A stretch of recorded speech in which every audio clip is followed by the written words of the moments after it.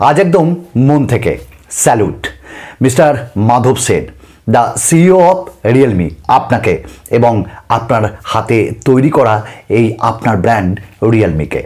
সত্যি ভালো লাগে জানেন তো, যখন কোনো ব্র্যান্ড অ্যাটলিস্ট চেষ্টা করে প্রত্যেক মাসে এবং যত তাড়াতাড়ি সম্ভব নতুন নতুন টেকনোলজি আমাদের হাতে দিয়ে দেওয়ার। আপডেটের ক্ষেত্রেও কত তাড়াতাড়ি কাজ করছে এবং উনি বলেছিলেন যে প্রত্যেক মাসেই আমরা কিন্তু নতুন নতুন টেকনোলজি নিয়ে নতুন নতুন স্মার্টফোন লঞ্চ করব, আর তিনি কিন্তু সেটাই রেখেছেন। সত্যি ভালো লাগে, আর এইরকমই প্রত্যেকটি ব্র্যান্ডেরই করা উচিত। বেশ এক্সাইটেড, বেশ উত্তেজিত। রিয়েলমি X50 প্রো 5G ফোনটি চলে আসছে ভারতে এবং গ্লোবালিও লঞ্চ হচ্ছে।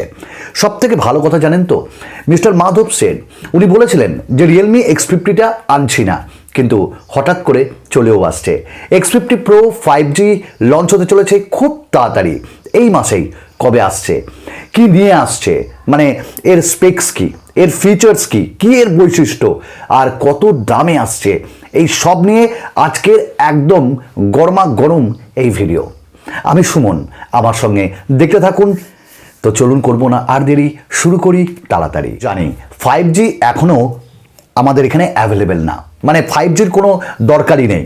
এই আস্তে আস্তে 2-1 বছর, কিন্তু আপনার হাতে যদি টেকনোলজিটা আগে থেকেই চলে আসে তাহলে মন্দ কি বলুন তো। হ্যাঁ, এখন আপনাকে শুধু শুধু একটু দাম দিতে হবে, কিন্তু আপনি কিন্তু অ্যাডভান্স কাউকে বলতে পারবেন যে আমার কাছে 5G এনেবলড একটা স্মার্টফোন আছে।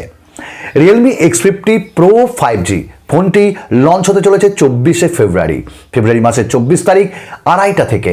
আমিও কিন্তু এর লঞ্চ ইভেন্টটা দেখব।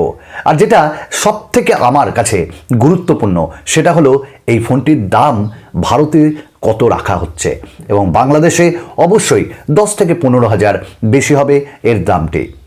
আমার একটা ছোট্ট প্রশ্ন, আপনারা এই ফোনটির জন্য, মানে আমরা বাংলাদেশের ভাই এবং বন্ধুরা আর আমার এপার বাংলার ভাই এবং বন্ধুরা কতটা এক্সাইটেড এই ফোনটি নেওয়ার জন্য? আমরা যদি স্পেক্সের দিকে চলে যাই, এর ডিসপ্লেটা আমার মন সত্যিই কেড়েছে। রিয়েলমি X50 প্রো 5Gতে আপনারা পাচ্ছেন 6.57 ইঞ্চেসের একটা সুপার অ্যামোলেড ডিসপ্লে। অবশ্যই বাঁদিকে একটা নচ থাকছে, পাঞ্চল ডিসপ্লে, যেখানে দুটো ক্যামেরা থাকছে এই পোকো X2 মতন, আর তারই সাথে থাকছে 20:9 aspect ratio display, 90 hertz refresh rate display আপনারা পাচ্ছেন। আর অবশ্যই একটা 60 হার্টসের সঙ্গে 90 হার্টসের অবশ্যই পার্থক্য রয়েছে। অ্যাটলিস্ট আমি তো বুঝতে পারছি, আসুস ROG ফোন 2টা ইউজ করে আমি বুঝতে পারছি, যখন পোকো X2টা ইউজ করছি সেটাতে। সঙ্গে কর্নিং গোরিলা গ্লাস 5-এর প্রোটেকশন পাচ্ছেন, প্রায় ফুল ভিউ ডিসপ্লে, বেজেলস নাই বললেই চলে। আর আজ রিয়েলমি কেন এই ফোনটিকে লঞ্চ করছে? ভিভো IQ Neo 3 এই ফোনটিও তো আসছে ভারতে, তাহলে কম্পিট তো করতে হবে, কম্পিটিশনের মার্কেট। যদি চলে আসি আমরা এখানে, দেখতে কেমন ফোনটি, অর্থাৎ ডিজাইন এবং বিল্ড কোয়ালিটি বেশ ভালো দেখতে। পেছনে গ্র্যাডিয়েন্ট কালার্স থাকছে, কর্নিং গোরিলা গ্লাস 5-এর প্রোটেকশন থাকছে, আর অবশ্যই গ্লাস ইউজ করা হয়েছে। এবং এই ফোনটির এক সাইডে, মানে লেফট সাইডে ঠিক একই অ্যাঙ্গেলে 4টে ক্যামেরা থাকছে, অর্থাৎ কোয়াড ক্যামেরাস। বলা বাহুল্য ফিঙ্গারপ্রিন্ট স্ক্যানার কিন্তু পেছনে থাকছে না, আর রিয়েলমির লোগোটাও আপনারা পেয়ে যাচ্ছেন। অবশ্যই এটা স্প্ল্যাশ প্রুফ, তাই ডিজাইন নিয়ে আপনাদের কোনো ওরিড হওয়ার দরকার নেই, বেশ ভালো লাগছে। চলুন র্যাম এবং রম সম্পর্কে যদি একটু বলে নিই।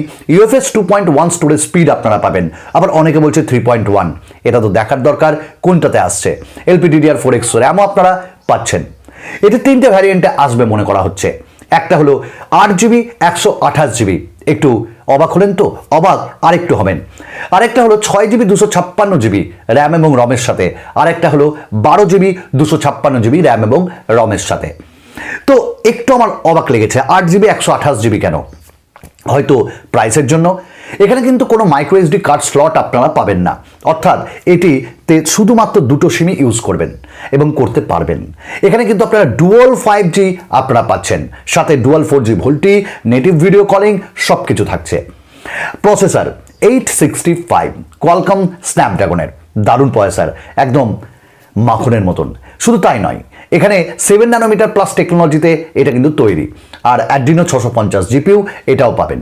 তো এর পারফরমেন্স কেমন আমি যদি এখন এটা সম্পর্কে কিছু বলতে চাই বা বলতে যাই, এটা কিন্তু মূর্খামু ছাড়া আর কিছুই হবে না। কারণ ফ্ল্যাগশিপ এটা, এবং এতে যে ভালো টেকনোলজি ইউজ করা হচ্ছে, অপটিমাইজেশন দারুণ, এ বলার কোনো সন্দেহই নেই। আর সঙ্গে এর গেমিং পারফরমেন্স কিন্তু দারুণ হবে।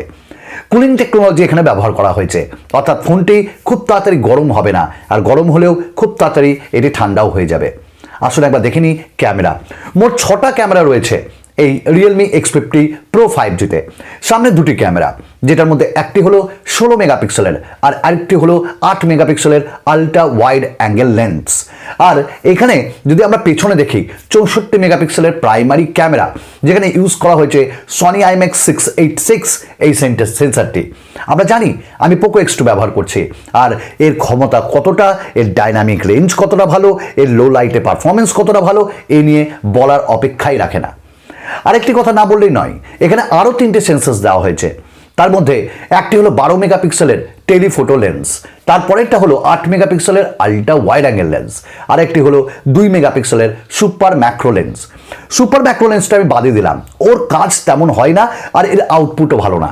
তবে আলট্রা ওয়াইডের থেকেও আমি পছন্দ করি টেলিফোটো লেন্স, কারণ এর পারফরমেন্স কিন্তু দারুণ। আর একটা ফোনে টেলিফোটো লেন্স থাকলে মনটাই আলাদা হয়ে যায়। কারণ আমার Mi A1 ছিল এবং তাতে আমি টেলিফোটো লেন্স ব্যবহার করেছি।